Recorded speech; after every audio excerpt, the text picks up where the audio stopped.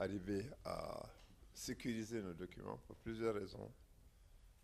Pour l'image de notre pays, qui est salie, parce que nous sommes le pays, le premier faussaire de France.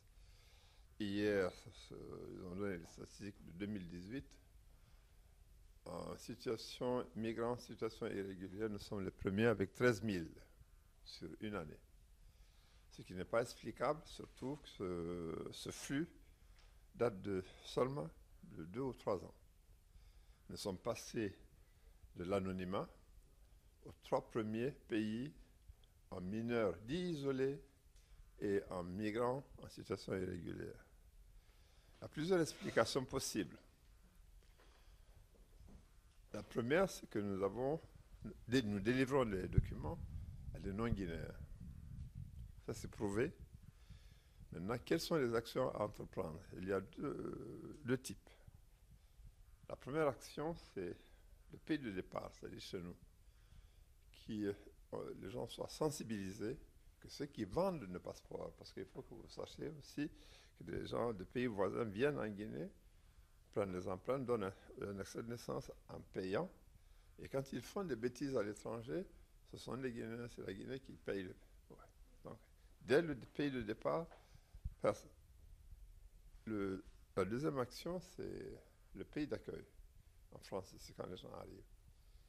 Il faut que nos deux polices enquêtent réellement pour savoir qui vient d'où. Nous sommes entre Guinéens. Il faut que vous sachiez aussi que parmi les mineurs dits isolés, il y a des enfants de fonctionnaires. Et pour l'image de notre pays, c'est dramatique. Parce que ce sont des gens, ceux qui viennent ici, que ce soit les migrants, en situation régulière, que ce soit mineurs isolés, c'est la classe moyenne ou celle de dessus. Le pauvre cultivateur, pour donner 2 000 € à son fils pour qu'il aille traverser, ils ne sont pas nombreux en Guinée, les cultivateurs qui peuvent le faire. Mais les fonctionnaires qui envoient leurs enfants, les jeter devant les centres sociaux sans se préoccuper de l'intérêt de l'enfant, du traumatisme que ça peut créer, ça, malheureusement, c'est une honte. La conséquence de ces actions, ce sont les populistes qui gagnent en Europe. Vous avez vu le basculement de certains pays, l'extrême droite, basé sur la xénophobie. Nous sommes et nous serons les principales victimes. Si nous n'aidons pas les démocraties républicaines en maintenant le flux, en régularisant, en étant nous-mêmes contre tout ce qui peut être faux, c'est comme ça qu'on peut les aider. Et ça aussi, ça va dans la rigueur. Cette rigueur doit être appliquée de deux côtés, et pays de départ et pays d'accueil.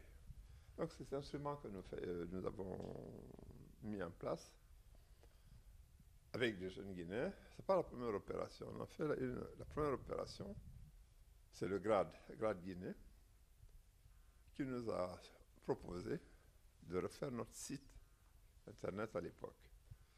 Malheureusement, comme toute entreprise humaine, il y a des fois des problèmes. Ils se sont séparés. Une partie est rentrée en Guinée, on a essayé d'aider à s'installer. La seconde partie est restée ici, qui nous a aidés jusqu'à ce que nous passions à la vitesse supérieure.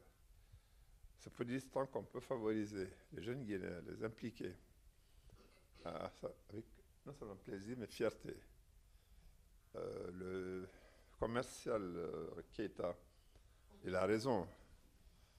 Si on applique ce système-là à l'ensemble de nos ambassades, les documents qui sont émis à Conakry, la même rigueur, déjà on va faire baisser le niveau de faussaire, on va améliorer l'image de notre pays, qui ne mérite pas d'être dégradé.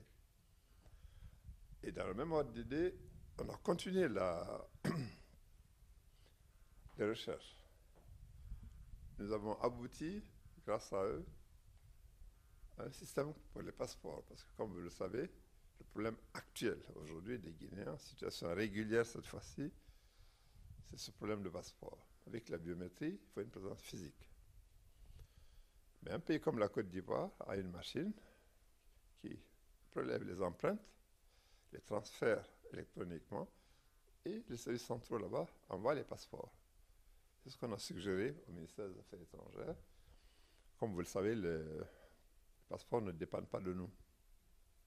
Il y a 4 ministères qui sont en charge des passeports.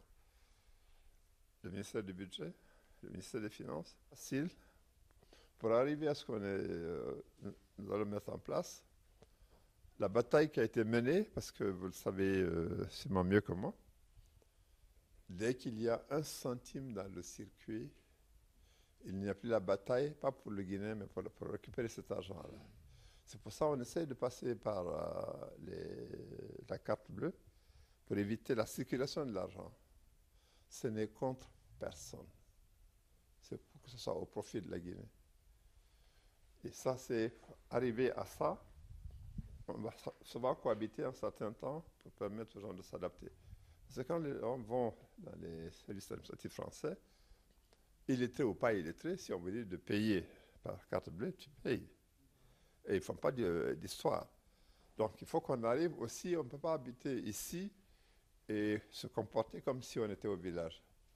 Il faut qu'on essaie de progresser, d'avancer et de se dire que tout ce que nous le faisons pour le bien-être de nos compatriotes, pour améliorer l'image de notre pays, essayer de tout faire pour que nous soyons au moins exemplaires, parce que c'est un pays qui a été exemplaire longtemps. Il ne faut pas qu'on perde ça par notre comportement, par notre cupidité, la course à l'argent. Ce n'est pas bon ni pour nos enfants qui nous regardent, ni pour notre pays.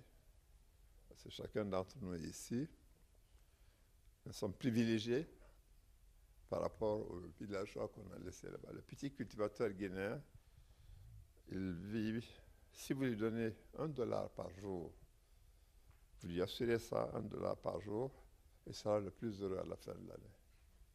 Et chaque centime que nous prenons ici au détriment des Guinéens, au détriment de la Guinée, c'est ce qui manque à leur confort, c'est ce qui manque à leur alimentation, c'est ce qui manque à la scolarisation de leur enfants, c'est ce qui manque aux soins qu'on doit leur prodiguer.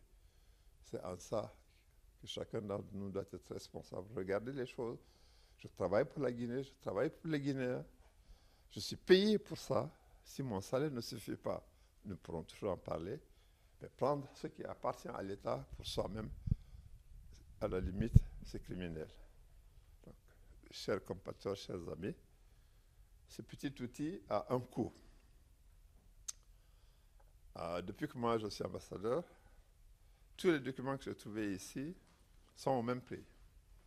Je ne sais pas, je n'ai pas réussi à avoir la date exacte de la tarification pour savoir à quel moment on a fixé le visa à 60 €, la carte consulaire à X, le titre de voyage à ça. Ça a un coût. Ils ne l'ont pas dit, mais ce n'est pas gratuit. Hein. Ils sont payés. Donc on va être obligé d'augmenter, pas sensiblement, mais essayer d'augmenter le prix. Si on applique simplement le taux d'inflation, ça serait hors de portée. On va faire en sorte de minimiser les coûts, parce que nous n'avons pas un budget pour ça. Sachez que nous le finançons. On n'a pas demandé 1 centime de subvention au département.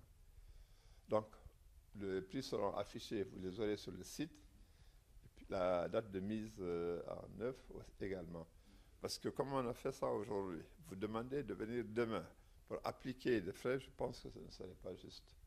Ce serait prématuré, mais au 1er février, vous verrez, tous les prix seront applicables au 1er février. On va continuer avec le visa, je ne peux pas le changer parce que ça c'est fixé par le ministère des Finances. Mais le document que nous produisons, oui. Donc, faites un bon usage, ce n'est contre personne, c'est pour le bien-être, pour faciliter la vie et des agents et de nos compatriotes. Malheureusement, on a abusé de votre week-end. Pour ce qu'il en reste, je vous le souhaite le meilleur et encore bonne année à vous tous. Merci pour tout.